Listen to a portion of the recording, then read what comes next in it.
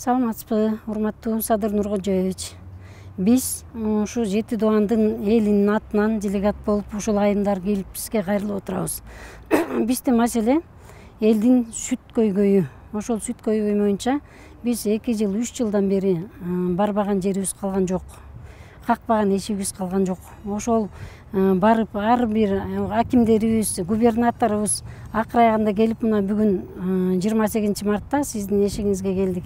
Биз келгенде приемныйда сиздин приемныйыңыздагы Баханов Асанбек бизге аябай орой мамиле жасагандыктан биз сиздин өзүңүзгө кайрылууну туура чечтик.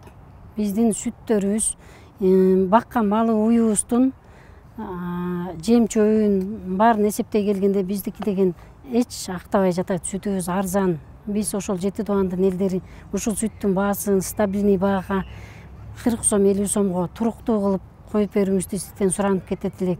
Мен өзүм Талас областынан келгем. Шекер айылынан болом.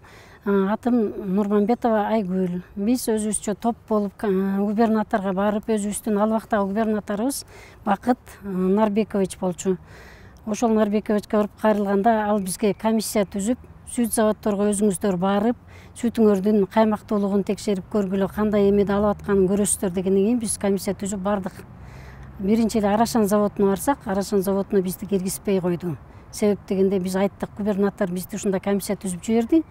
Биз келдик, сүттү кандай кылып кабыл алып атканыңарды, кандай эле каймактуулугу жок деп, силер низкий немеде аласыңар, жирность жок деп, ошону көрөлү деп келдик десек, губернаторуңар ким эле, кеткиле деп бизге ушундай алдагы орой мамиле жасады.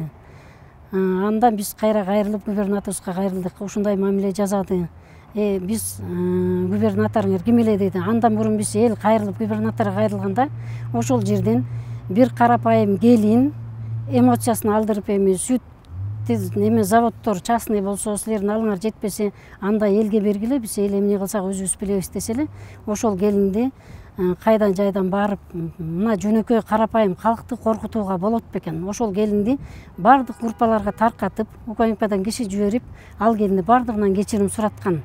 Анан бирок ошол Арашандын директору, губернатордун ким эле деген директорду эч нерсе кылып ала алган жок.